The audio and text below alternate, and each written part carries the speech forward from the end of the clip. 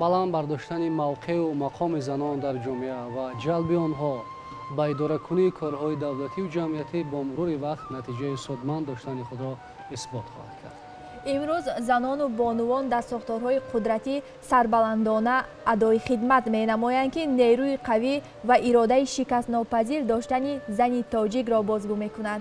ҷавонон, фарзандон, мардони тоҷик бошад аз ин ғайрат, аз ин ҷасорати бонувон, духтарон, модарони тоҷик ҳамеша бо ифтихор ҳарф мезананд. ҳамкорамон муҳаммад раҷабзода матлабро идома медиҳад. моро ҳамроҳ бошед. дар даврони соҳибистиқлолӣ давлату ҳукумати ҷумҳурии тоҷикистон бо мақсади дастгирии занону духтарон ва баландбардоштани мавқеи онҳо дар ҷомеа тадбирҳои судмандро амалӣ гардонид ва ин иқдом идома дорад. истиқлоли давлатӣ ҷиҳати таъмини мавқеи устувори занон дар ҷомеа имкониятҳоро фароҳам овард ва занони қавииродаву боҷасорати моро ба арсаи васеъи сиёсат ва таъминоти ҳифзи ҳуқуқ ворид намуд. яке аз нишонаҳои рушди асосҳои демократӣ дар ҷомеа васеъ гардидани имкониятҳои иштироки ҳар як фард, алалхусус занон, дар идоракунии корҳои давлатӣ, сохторҳои қудратӣ ва таъминоти ҳифзи ҳуқуқ маҳсуб меёбад.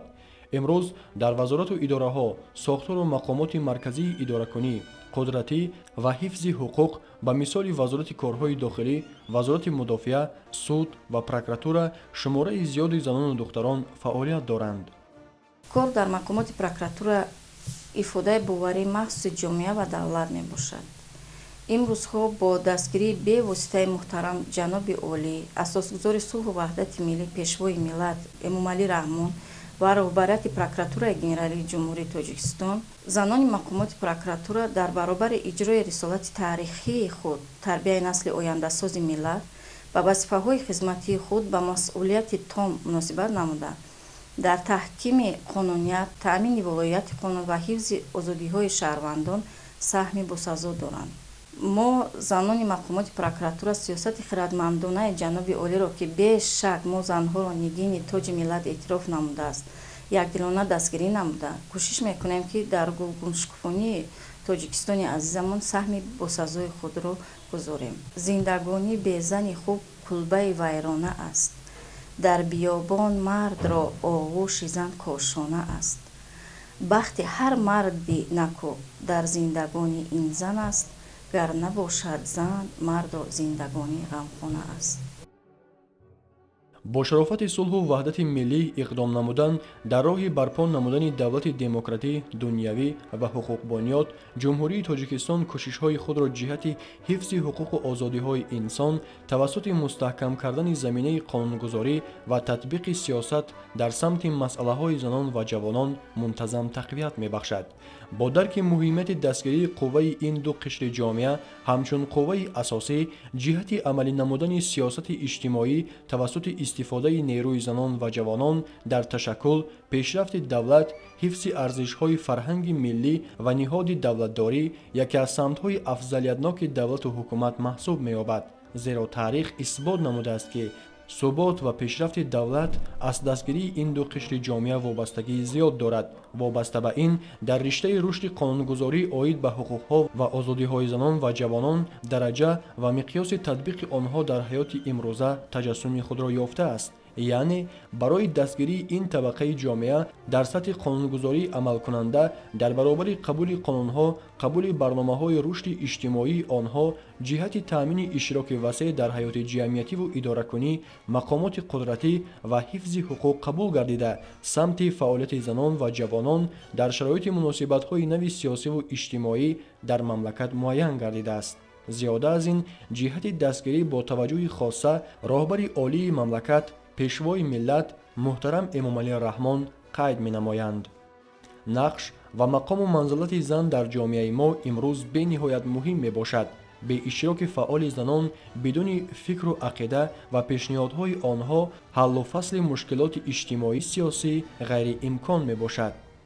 زن تولیدگر مربی انسان و استاد بی‌نظیر فرزند است و نخستین مکتب حیات مکتب مادر می باشد که انسانیت تحت پرستش و نوازش او به کمال می رسد.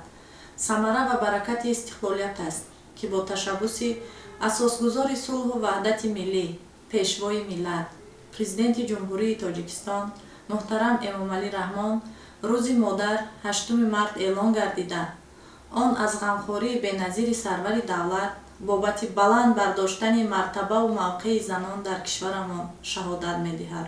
ин аст ки дар прокуратураи ҷумҳурии тоҷикистон ва воҳидҳои сохтории он занҳо дар баробари мардон дар мансабҳои масъулиятнок фаъолият намуда истодаанд.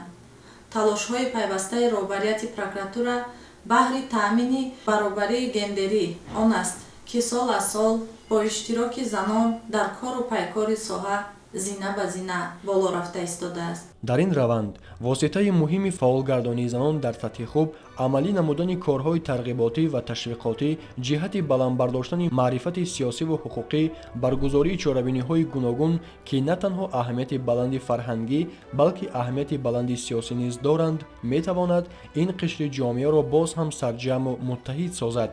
ба ин васила метавон инкишофи устувори мавқеи онҳоро дар ҷомеа боз ҳам қавитар намуд.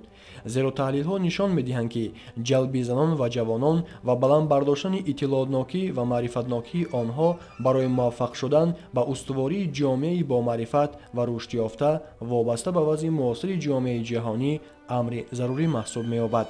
дар ин радиф бо дарки амиқи нақшу мавқеи занон дар ҳаёти имрӯза ва рушди созандагии кишвар боварии комил дорем ки занон дар меҳвари сиёсати иҷтимоии давлат бо заковат, иродаву матонати қавӣ, дарки ҳадафҳои созандаву бунёдкорона ба хотири шинохти рисолати хиш дар шоҳроҳи рушду нумӯи кишвар садоқатмандона ва устувор қадам мезананд.